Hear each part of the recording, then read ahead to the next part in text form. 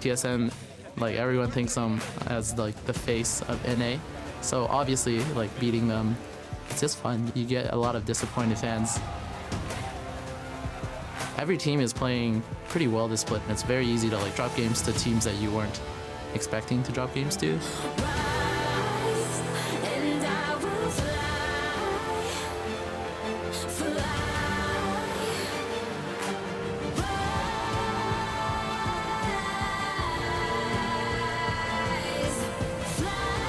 Going into it, it's just the same. We just prepare for them the same as any other team. If you play the game better than the other team, if you play your game better than the other team, you're going to come out with the win.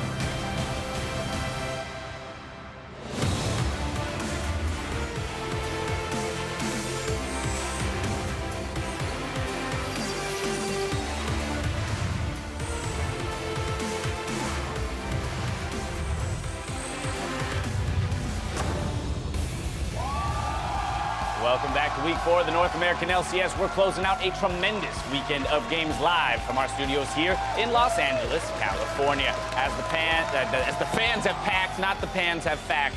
I don't know what that is. Froggen made his way into the studio earlier today. He's got a tough matchup up against Bjergsen in the mid lane. The both of them have been crushing statistically, while the newest members of P1, Mike Young and Xpecial, are going to go up against Conquan, who gets the start today for Team Liquid. Hello, everyone. I'm James Dash Patterson. And raise your hand if you know for a fact you're going to Boston for the summer finals. No? No, you do not. I'm very Good for you, Zyrene, though. I'm proud of you. You made it there. And Mark Zimmerman, we're just going to have to wait and see. I'm pretty sure I'm going to make it. You're pretty I felt confident. a lot of support on my Twitter timeline. How many bots did you purchase last night? It was a couple hundred dollars worth of, I think, All right, well, then maybe you have a good chance, although I'm not necessarily convinced. Let's go ahead and start off the day with a peek at the standings. After an impressive 2-0 weekend, Immortals sit at the top in first place, leaving Counterlogic Gaming, Team Dignitas, and TSM just below them in second and third, while sixth place teams Envy and Echo Fox try to break into the top half of the table. We'll see who can disrupt the standings with our matches today. First up, we have Echo Fox, who hope to upset TSM on NALCS1. After that, Team Dignitas hope to recover from their loss last night as they go up against another tough opponent in Cloud9. If you're tuning in on NALCS2, your day starts with Team Liquid versus Phoenix 1, followed by FlyQuest versus Team Envy to close out the day. Last night, we saw Immortals claim first after winning the fastest game of the split. These guys have looked incredibly solid throughout the first 4 weeks of the split. Yeah, not every best of 3 actually means it was a close series. This is one where Immortals kind of threw away game 1 off a really aggressive dive and then absolutely obliterated Dignitas in games 2 and 3 to close out what is a very tough weekend against what were the other 5-1 teams heading into it. Yeah, they almost had perfect games there back-to-back. It was pretty destructive from Immortals. And like you said, they played the teams at the top of the table. So right now, Immortals 7-1. They're done with week 4. Nobody can catch them right now, and they're off in first place. And they've won against those other top teams. Right, exactly. The only team left for them to play in the first round robin is Echo Fox, and they'll take on them next week in week 5.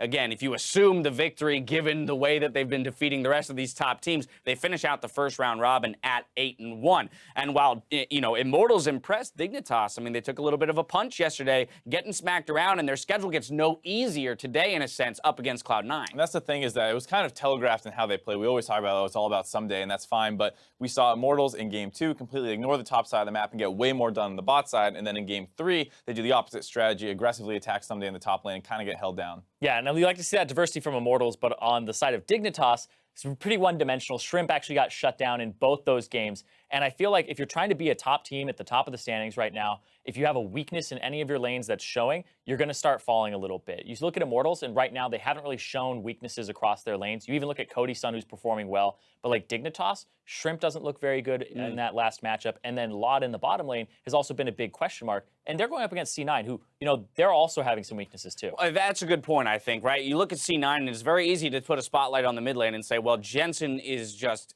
crushing kids left and right. But the rest of the squad around him not necessarily performing to the levels that we might expect of a Cloud9 team. Right, Jensen is probably what you would say is one of the early MVP candidates, yet his team is sitting just above 500, and it's kind of off the back of the fact that there's no other consistent member that performs. Smoothie's hit or miss, and Sneaky really needs the bot lane to get going off the back of Smoothie, so when he's not playing well, Sneaky kind of just has to go with the flow.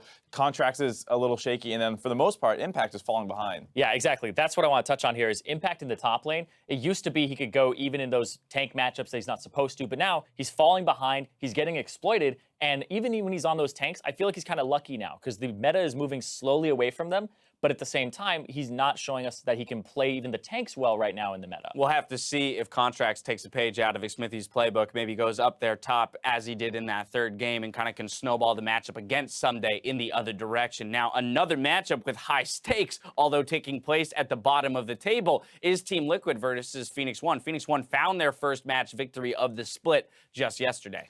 And it was admittedly a pretty convincing performance because they had initially played against CLG last week with this roster and took them to 3 games, looked decent. Yep. So you got to say P1's on the up and up, whereas Team Liquid making their own roster moves really doesn't find any traction with them. They look like mostly the same team. Even if they get early game leads, they are completely incapable of transitioning into mid and late game advantages. Yeah, TL still doesn't look like a team, and they're struggling to actually find what's going to work for them. And if they're splitting scrim time, trying to figure out which player out of these, we saw 8 different players, right? You know, total from Team Liquid so far, just in this week, and that's crazy to think about because now it means they're going up against Phoenix 1, who don't have that many subs at all, and they aren't running them anymore. They settled on the roster, and they look good. Phoenix 1 with Mike Young looks like a top half of the standings team. Yeah, I mean, it's kind of funny because it's a battle of the 2 teams that are building around their star ADCs in Piglet and Arrow. And, of course, we'll have to see who becomes more successful. Concon getting the start today for Team Liquid. But I also want to dive into your point there about Phoenix 1's performance from last week. Even though they didn't come away with the victories, we had some fun looking at some statistics.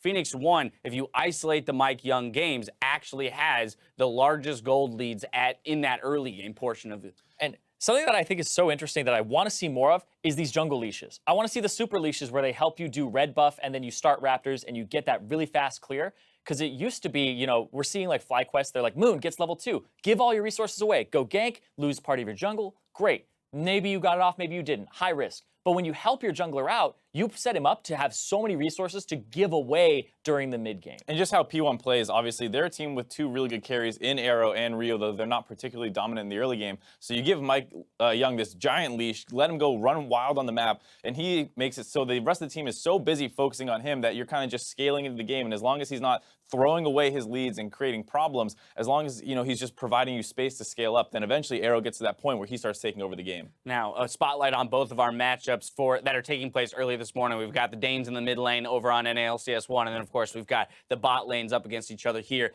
on NALCS2. Now, remember, tickets are going on sale for our summer finals over in Boston, and pre-sale bundles do go live tomorrow with the general sale opening up on Tuesday, June 27th. For more information on the pre-sale, head over to lolesports.com. Mark, you can go get your tickets? I don't need them. Did you submit your email? Just I don't need to. Brian's bringing me. I feel it. He's rolling the dice. He's rolling the dice, gambling. All right, but now is that time when we turn to Mark's 85%.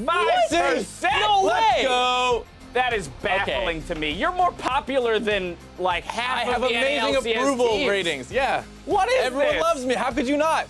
There was probably another event that was using the same hashtag for Take Mark. That's probably what it like was. Some concerts, probably some band, right? Yeah. Some indie band. I love Take Mark. Yeah. I mean, I'm more popular than them. I bet more of them are coming to me than that band. Yeah, I guess you bought more bots than I did. Yeah. Apparently. I did everything in my power to lead you didn't have here. your heart in it. I wanted to go really bad. Goodness, I didn't want it bad enough. Ladies and gentlemen, while that question has been resolved, we could use your answers to our Twitter question of the day. Who is your mid-split MVP and why? Make sure to use the hashtag NALCS so that Azale Jat and I can go over your answers tonight on NALCS Tonight. Let's pass it over to the casters, though, to kick off the day of games. Thanks, Dash. Hello, I'm Julian Pastry Time Cut, and you can't spell majestic with a superfluous T without Joshua Jat Leesman. We're getting ready for our first series as TSM takes on Echo Fox, and things are starting to click more overall for TSM as they come off of 2 pre-30-minute wins over FlyQuest. Got to recover from the Mark, Vote, and Pastry's intro right now, but we're on to TSM. Earlier this split, we did hear from Sven Skaren that struggles for TSM revolved around them not being able to play well through 3 carry lanes, And they're still working on that because it's not an easy problem to solve. But yesterday did show some progress. They had a quick 2-0 over FlyQuest, which included a more supportive mid lane play with Zillion coming out for Bjergsen. And then you look over at Froggen on Echo Fox, and it's as if the team's sole win condition is to just have him carry. Yeah, I mean, look at these stats right there for Froggen. The CSD at 15 is actually insane. We haven't seen that out of pretty much anyone in the history of the NALCS. Damage print is also high, but you can see Echo Fox kind of struggles to transition that, and Bjergsen has pretty good stats for himself, but not near Froggen for CSD and damage. And Echo Fox's losses aren't from a lack of consistency from Froggen. You can see the stats right in front of you,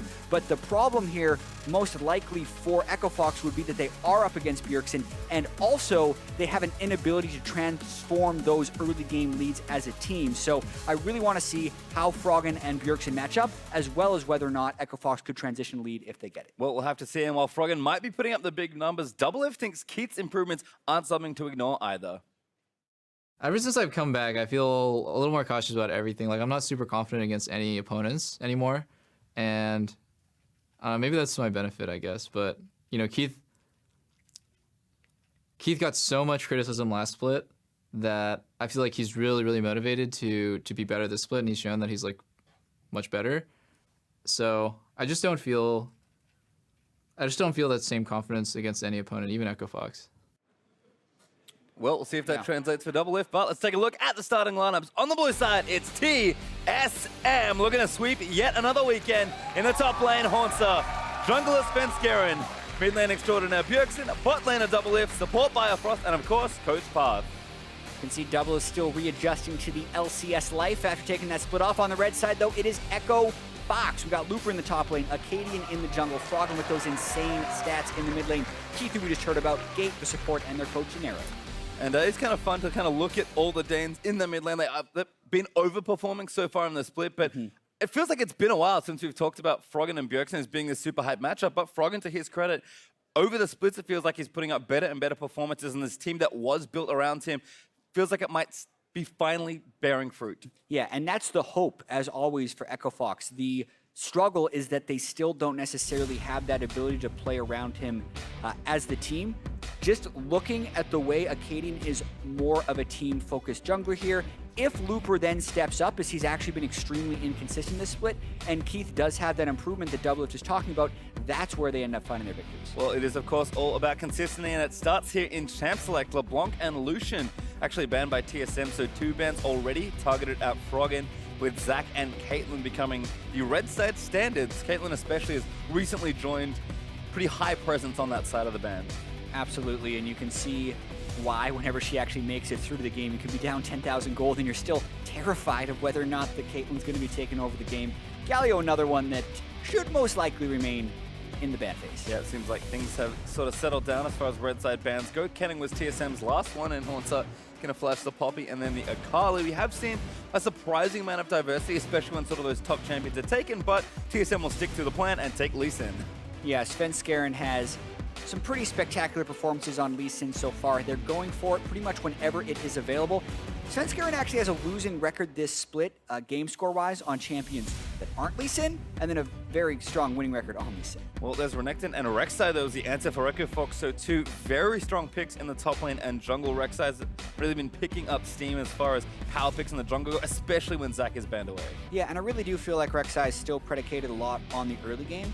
I like pairing it with a dominant laner like Renekton because there isn't really a lane that will compete with Renekton, say levels 1 through 9, and the same can be true of Rek'Sai in those duels. Rek'Sai also always good into Lee Sin because you just need to right-click him as he's coming in on his Resonating Strike to prevent the damage and get the quick knock-up. So this would be an early draft that can really play around that top side. Well, yet another early Syndra pick for TSM, though. Bjergsen will pilot that champion once more. I mean, it's often banned in phase 2, so TSM, it almost feels like because of the other teams picking on their mid laner later in the draft, they feel like they have to pick a strong mid laner early. And this is one that Bjergsen's pretty comfy playing in, and the same should be true for Ashe here in Double F's hands. Yeah, so far this looks like an incredibly standard TSM team composition. I'd say Syndra is probably Bjergsen's signature champion. Lee Sin is the signature champion for Svenskeren. Both of those guys have been the focal point that TSM plays around historically. So for all the talk that TSM has about trying different strategies, well, they're trying to refine their core strategy, it looks like, in this draft. Certainly does, and there's Echo actually the response for Echo Fox as the Rumbles banned out in their second phase, taking that top laner away from Haunter. Smart counter pick there for the mid laners, so should be a fun one to watch. Certainly a matchup that Bjergsen has a lot of experience with. Yeah, and this draft is a little bit abnormal. We've been seeing a ton of drafts with jungle, AD carry, and support picked in the first phase, and then you kind of ban out the solo laners and go for power and counter picks after that.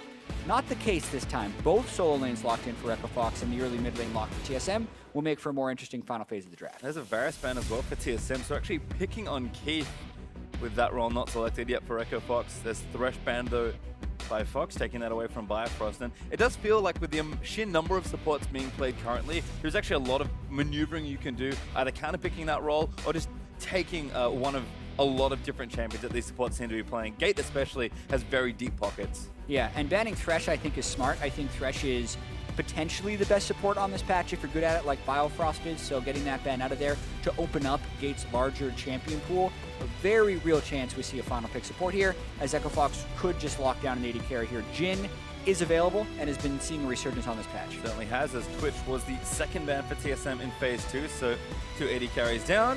Gonna flush us some Mordekaiser. Also a possibility in that bot lane.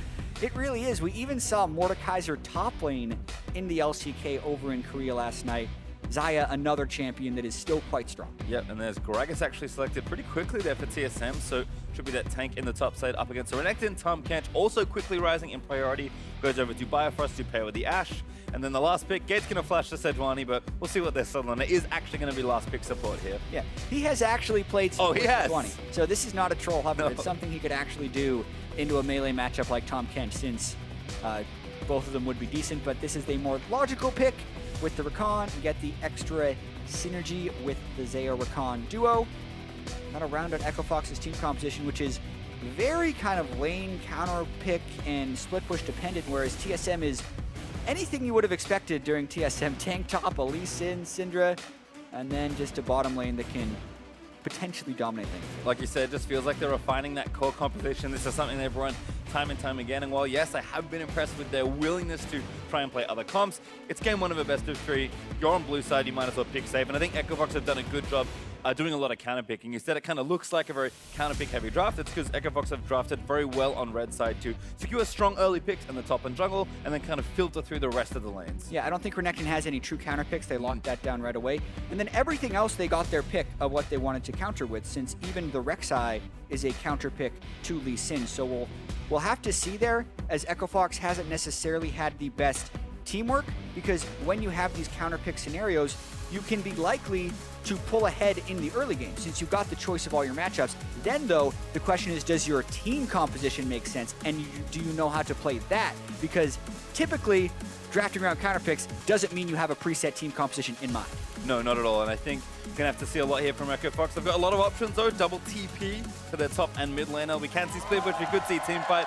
Whatever it is, we're expecting it to be fun early, but we'll see if Echo Fox can transition into that mid and late game. It's been a problem all year long, it feels like, not even just here in the summer. And TSM, they are a team back on the rise, looking to challenge for those top spots. Echo Fox need to start climbing out of a little deficit that's been built early on here. So a pretty critical match for both teams here as we move out onto the Rift for game number 1.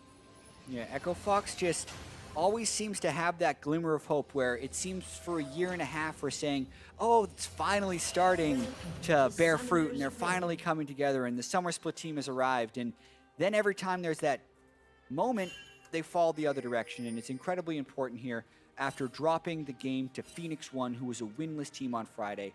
Coming up against TSM, Echo Fox does not want to have that 0-2 week that puts them back in that losing mindset. So such an important matchup here against TSM. Well, right now everyone's just fanned out across the river, kind of meeting up with their respective matchups. Haunter and Looper hiding in some brush. Looks like no vision down just yet. In fact, I'm not sure anyone's been spotted on either side. So it looks like Acadian's going to put down a late ward, just make sure he covers those Raptors. But TSM, I mean, you can guess Raptors start blind, and you're right most of the time, I'd say. So shouldn't be too many surprises here, despite the fact that neither team really moved out to get any level 1 vision. Yeah, and it's not even a surprise usually when you get a really fast level 3 gank from a jungler nowadays, is it seems that every jungler has a page with 1 experience quint on it, which means you can go Raptors, into Red Buff, into Scuttle Crab, and then be level 3 for a gank. No champion is better than that at that than Rek'Sai, I feel. So be very observant of where Acadian goes with that first route, especially since he is unscouted at the Raptors. Yeah,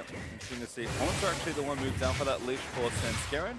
Grayson wanted to meet the wave there and challenge Froggen, as Acadian taking quite a lot of damage here early on, but should regenerate up relatively well and then hits level 2. Yeah, he'll still be able to gain a fair bit of health thanks to building up that Fury, but I am a little surprised there. You can see 2 minutes and 5 seconds basically when he's starting his red buff, about 5 seconds behind Svenskeren, and Froggen is fully capable of helping him with that Raptors, but is so concerned with making sure he's keeping the shove in that mid lane as the Echo. I would have preferred actually that he just pulls for him there, and then the very threat of a Rek'Sai gank could be what keeps Bjergsen back, but they opt not to do that, and I think it hurts Acadian's early game pretty substantially on a very early game dependent champion. One of those things, this team is very Froggen-centric, and even in little ways like that, you can see Froggen wants to meet his wave and try and challenge ASAP. Acadian, still level 2, going to move down towards the bottom side of the map, but is spotted by a ward, I believe. Bifrost even roaming up and getting additional vision as well, so Acadian can't really go too many places without getting spotted. These wolves are one of them. Yeah, actually, I think the early game wards there by TSM are super clean. They warded the Scuttle Crab in the river on the side where he would have done the level 3 quick route, if that makes sense. And then after warding against that, they then warded the boost side in case he looped around. So they actually covered all of the potential bases for the known early game Rek'Sai ganks. Well, early TP back for Froggen. Looks like he has, I think, Doran's ring and a control ward added as Sven pops up to the top side. Looper, ward timing, not good. And there's the slow moving through. Q lands in. Looper forced to flush away. Svenskeren, very successful early gank.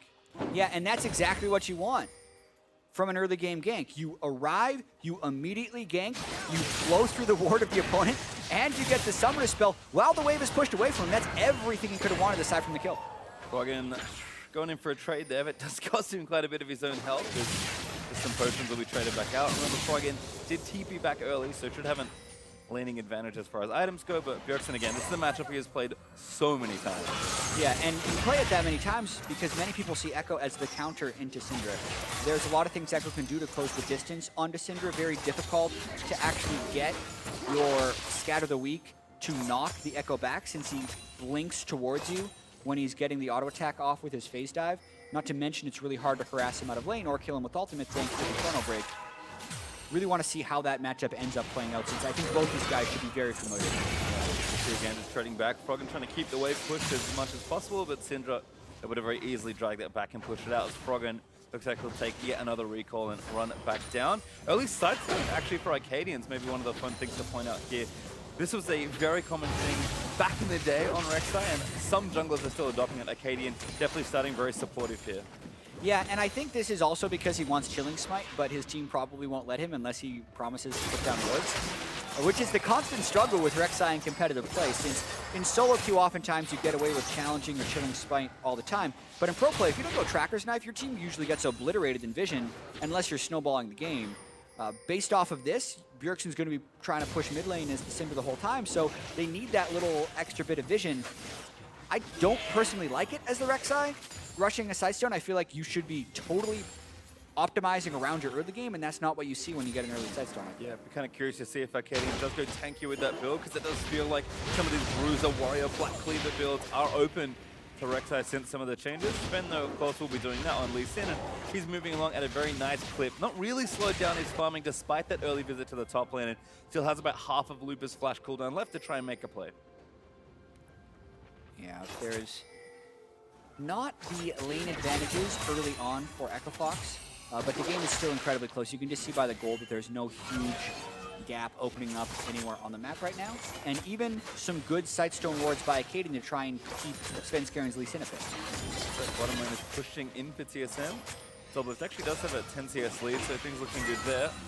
Can be a little tough for Rakan, especially to get through lane, and Ashe is a very oppressive push style ADC, so looking good there in the 2v2 for TSM right now. Haunter gets things pushed back in the top side. Actually already TP'd back with triple Dorans. Despite the changes, tanks are still opting for all this early game efficiency. That looks like the lane's pushing right now, so Lupa gonna feel pretty safe.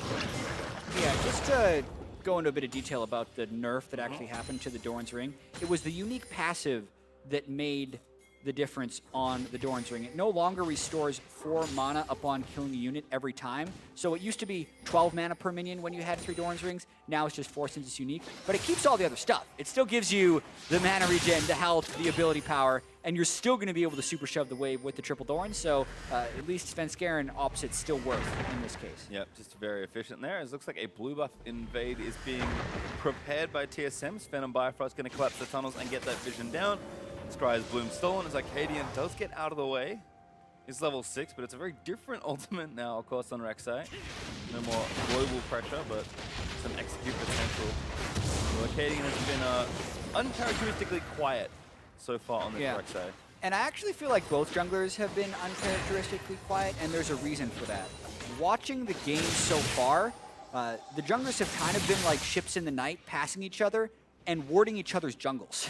So they always know where the other person is. What ended up happening about 2 minutes ago is Acadian warded the blue side of TSM's jungle. He then saw Svenskeren in that ward to get wards on the red side of the jungle. But then instead of going to the red side of the jungle after Acadian had recalled the base, Svenskeren then placed the wards on the blue side of Acadian's jungle where you see him now. And they're actually just running this cycle back over and over again, warding the jungler while he's on the other side. So they actually both always know where they are. That's how they're getting the wards down for the most part. This may be a window since there's a small gap in vision where they can dive. 3-man dive being prepped. Hornster ready with the flash and the ultimate, but Echo already going to line it up. That should be a kill. Hornster flashed out of the stun, but it's all too late. No, maybe not. Coach of the Colossus is going to keep him alive for a little while longer, but there's first blood over to Lupa. Yeah, there we go.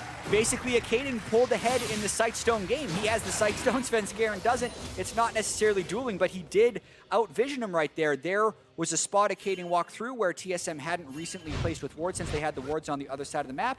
Watching the actual gank, though, could have been a little bit cleaner. They get the knock-up on him. They don't get the stun from the parallel convergence. Hunter just barely escaped that, so that delays the gank. But they were so healthy with an Alter Renekton and diving in there. They have no problems making the repeat and getting the kill. Yep, plenty to do there. Hunter blows everything and still goes down, so first blood over to Echo Fox. As Lupa actually going to catch this wave with Froggen.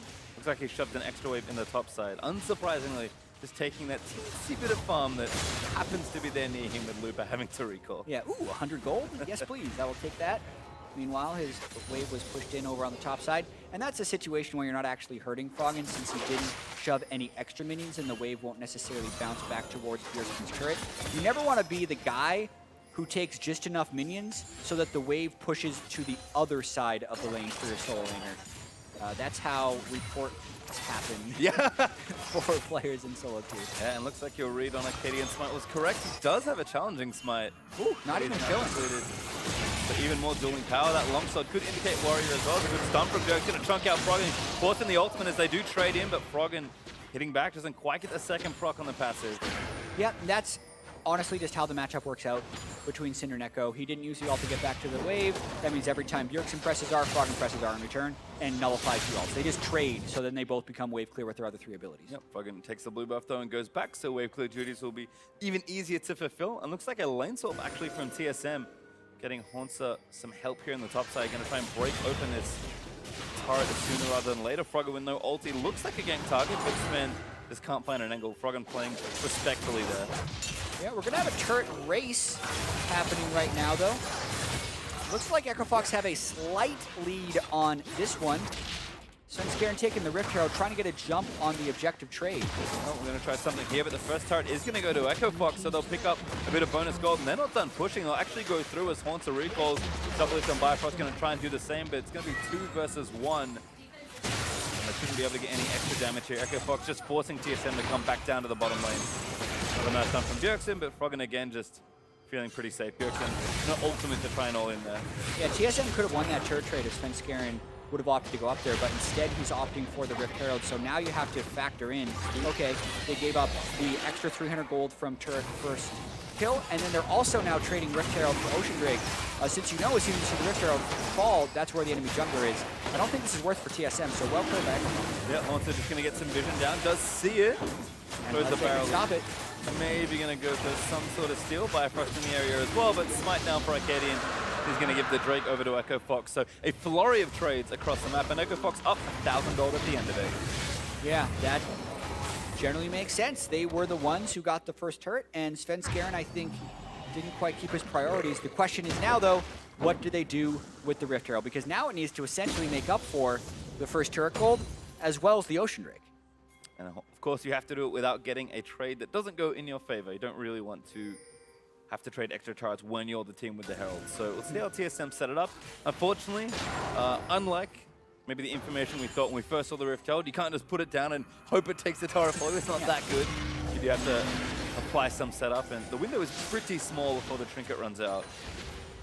So TSM looks like they're maneuvering towards perhaps the mid lane, trying to get some damage done there, but will be tough against Froggen, especially if anyone else comes to help out with the wave clear. Yeah, not an easy mid lane to push in. You would expect it to be in the side lanes. Hello. That's on the Haunter by Froggen. Haunter going to get over the wall. Froggen just making sure that he harasses Haunter for taking that control ward out of the pit. TSM very busy on the top half of the map. They actually have 3 people with Bjergsen cheating towards the top side as well. So pressure from Froggen in the mid lane is going to give him priority if something is going to eventuate. Double with getting this top lane push. Might even be time to get the Rift Tower going there.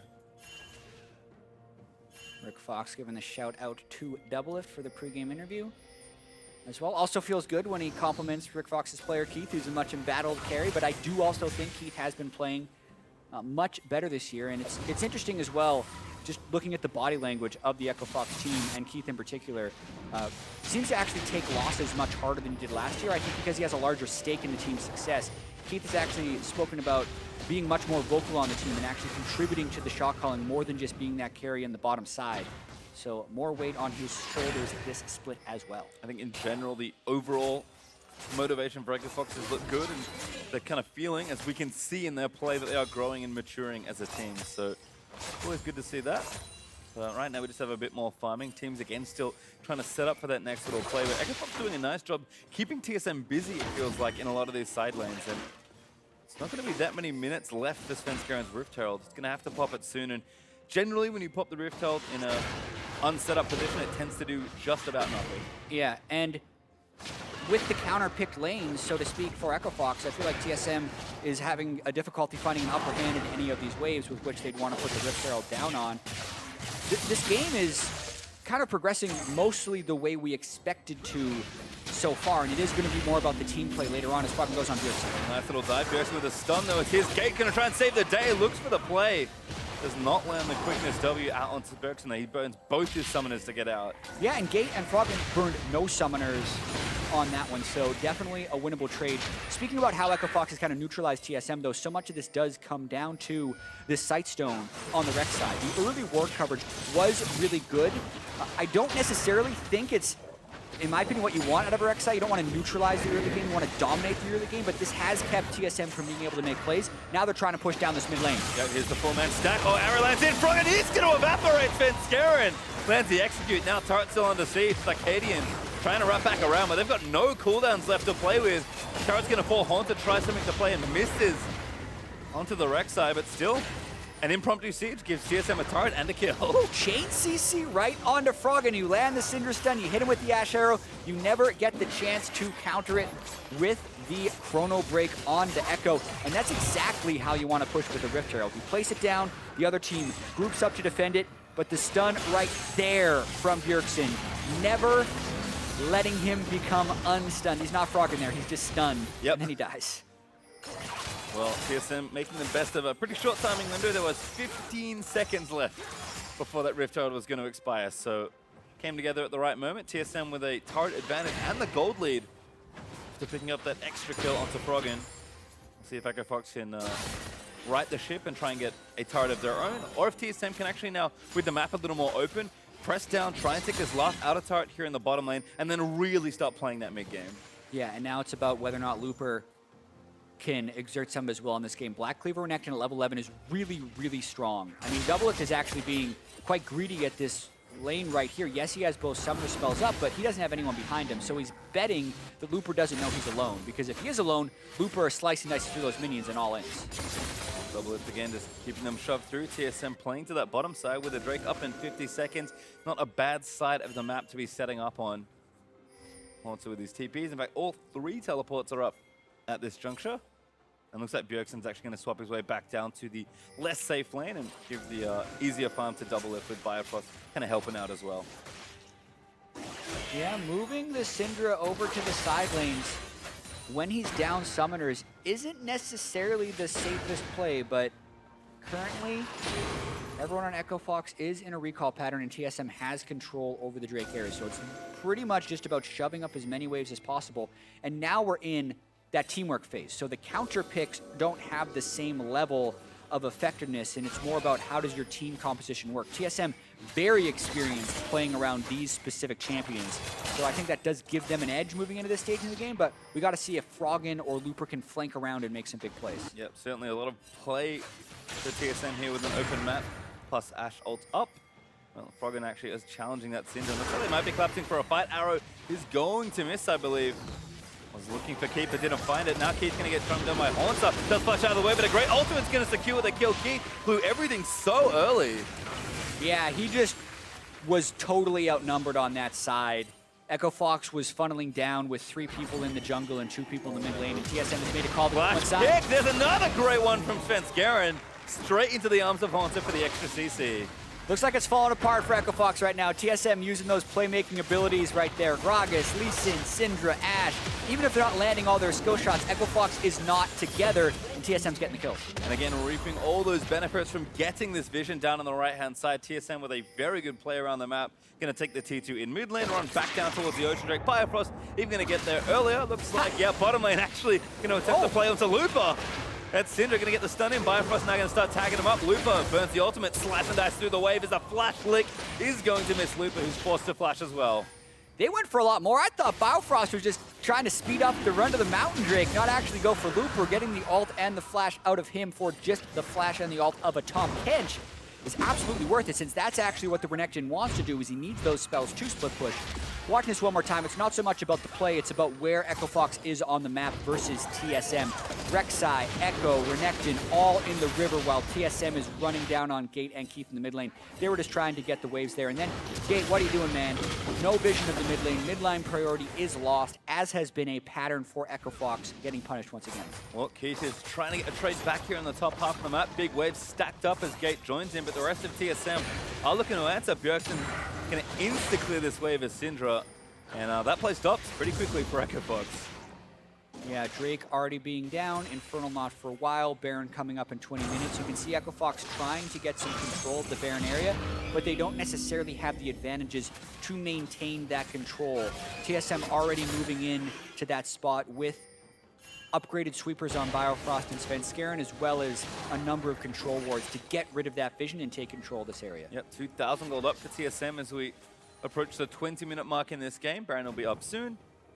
And again, TSM just kind of play it standard. Haunts up back to the bottom side. The rest of TSM playing to that Baron side of the map with the Drake down.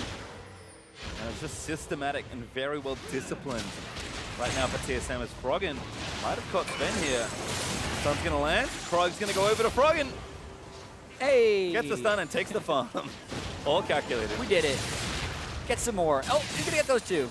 Svenskeren decides to take that last little one as he'll finish off the camp. Drake's going to go ahead and get the top side pushing out. Froggen needs help to not get picked off again. There's one thing Froggen's perfected, it's CSing. Especially jungle creep. As this turret also under fire. Fox is not in the right position to try and capitalize. Long flank TP in though. Oh, Gate, look for the play. Knocks it off, but a good devour there from Biofrost. He's going to keep double lift safe. The turret still falls, though. TSM didn't see Renekton TP in, but they see him now. Let's see if Haunter now channels his teleport right away. There's Haunter. Bjergsen, though, off to the side flankers. Looper runs through the team. He gets exhausted. Double is still up, but he damages Gate. Who's doing the play? Point blank arrow stuns up Gate. Haunter with a double belly bump to stun up to Arcadian. Still trying to fight, but he goes down on the other side.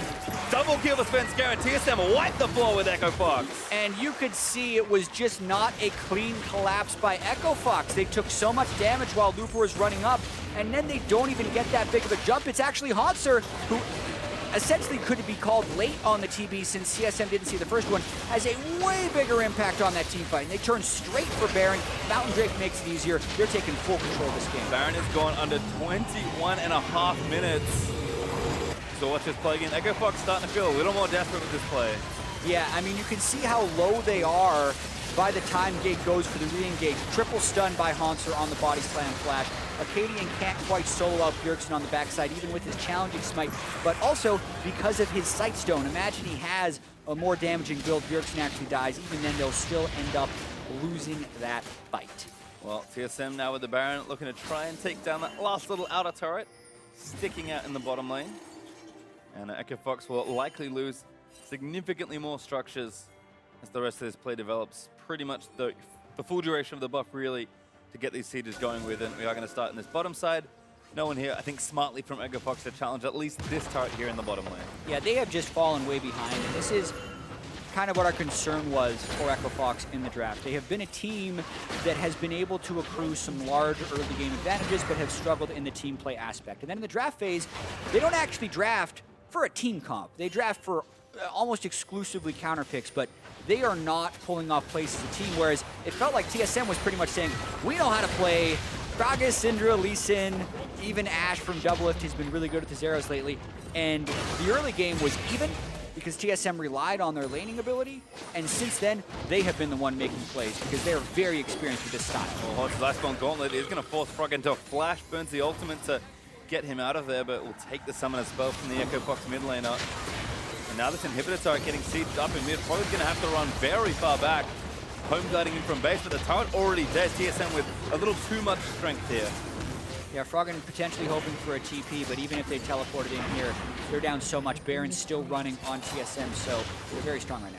And I have to say, after watching this game from TSM in the series versus FlyQuest yesterday, the different speeds this team is willing to play it is maybe more impressive than the amount of comps they've tried to play this summer. When FlyQuest is running straight at them, playing super fast tempo league, they're happy to play at that same pace. And now in a more measured game versus Echo Fox, confident in their ability to transition as a team into the mid game, and have done so here as well. Yeah, very slow start to the split for TSM, but this week, at least early on in the first 3 games now, they're looking much improved. The series they had against FlyQuest, probably the cleanest they have looked as a team. And then even in this game, even if they had a more subdued early game, really feels like they're turning it on at the right moment. So things are looking up a little bit for TSM. Certainly looking better, but still this game to go. Getting further out of reach for Echo Fox, but certainly not out. Froggen still trying to make the plays, but Haunter is just a menace right now. Froggen, yeah, doesn't even want to take the rest of that 1v1.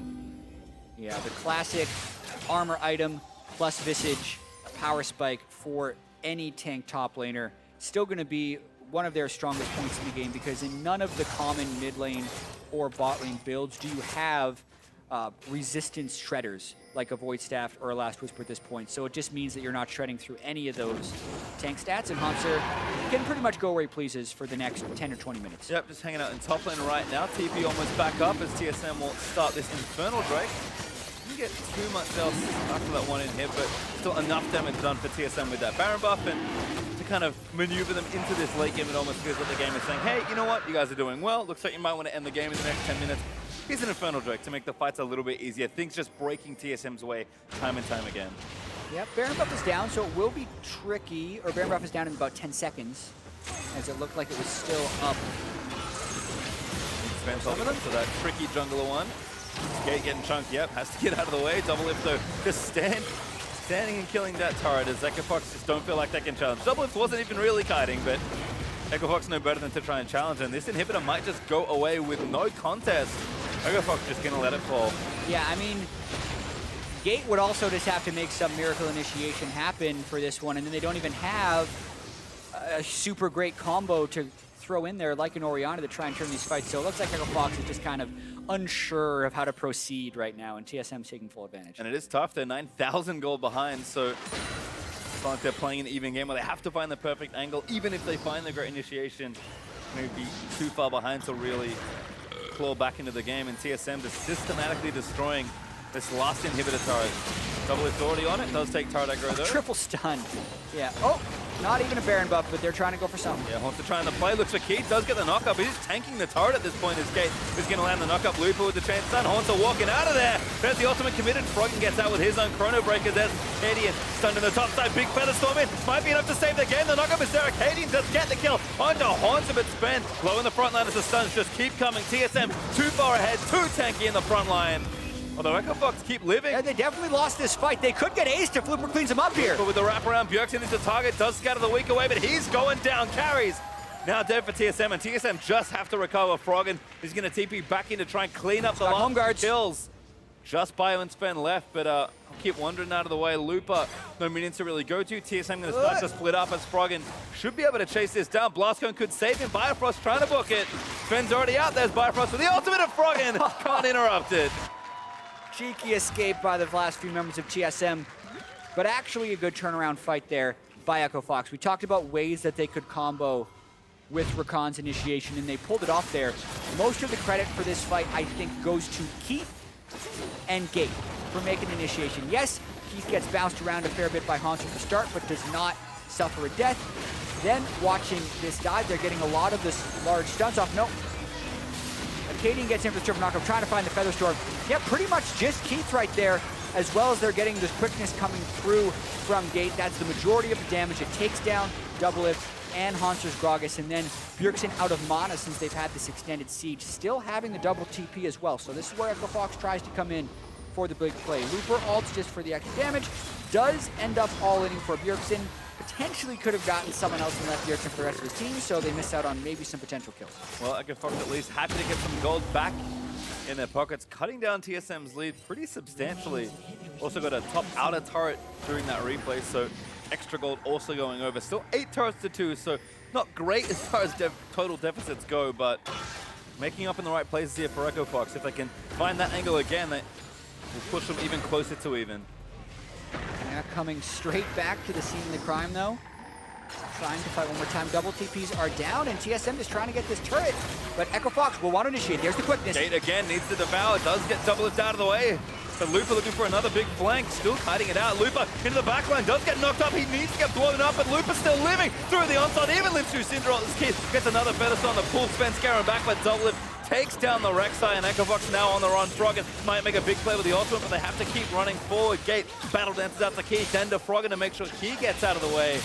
5v4 feels rough. Echo Fox only losing their front line, but that was enough. Yeah, where was that arrow going from Doublelift? You could see he had an idea for it, but he shoots it low.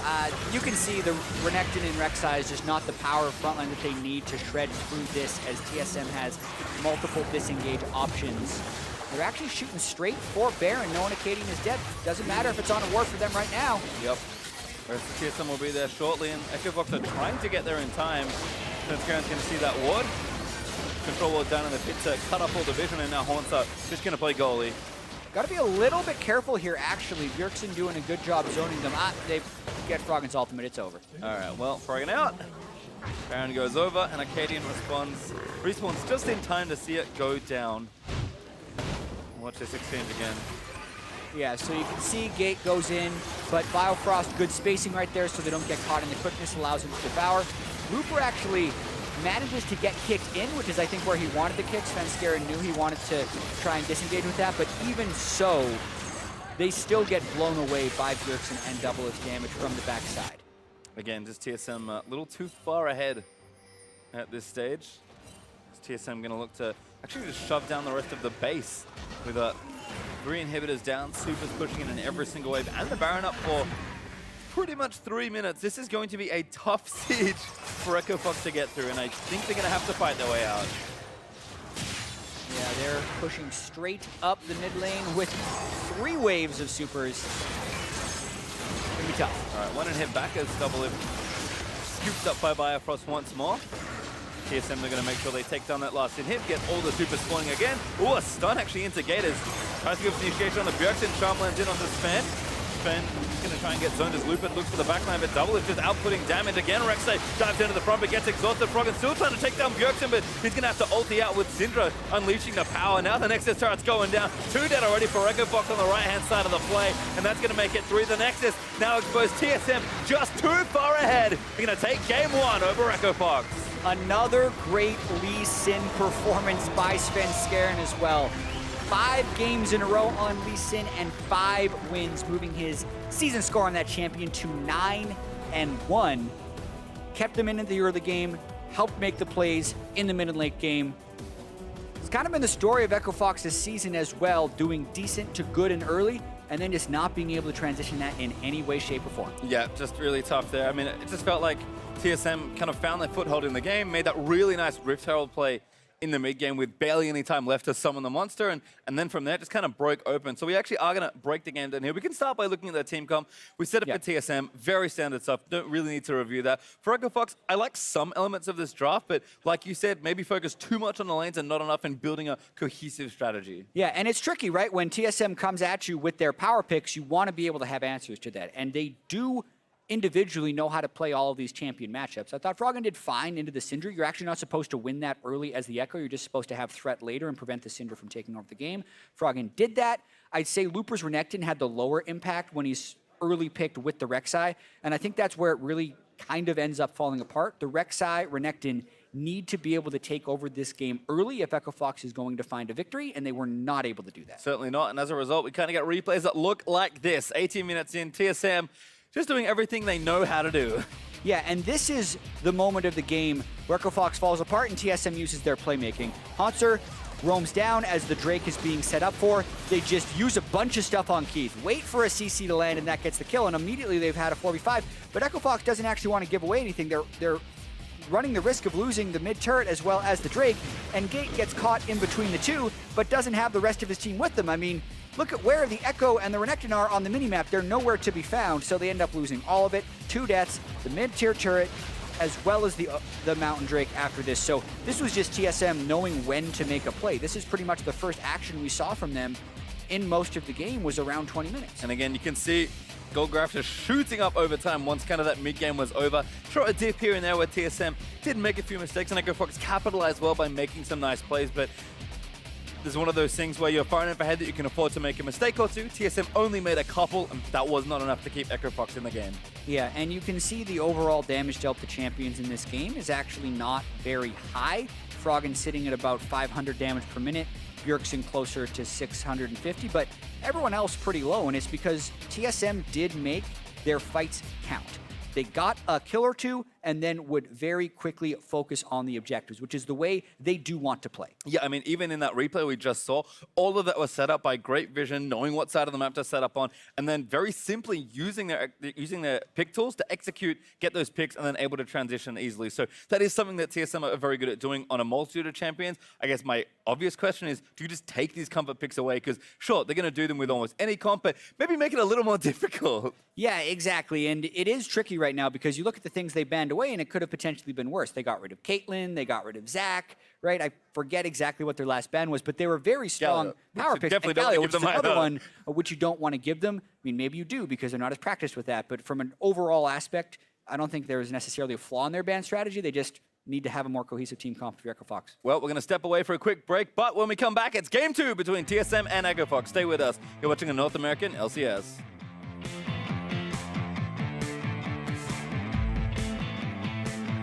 That's going to be a kill. Also, flashed out of the stun, but it's all too late. No, maybe not. Go to the Colossus. He's going to keep him alive for a little while longer, but there's first blood over to Lupa. Recon. Zai. Let's go. Let's do Baron. I peel. Do Baron. Come on, take the Baron. Now the Nexus turret's going down. 2 dead already for EchoFox on the right-hand side of the play, and that's going to make it 3. The Nexus now exposed. TSM just too far ahead. They're going to take game 1 over EchoFox.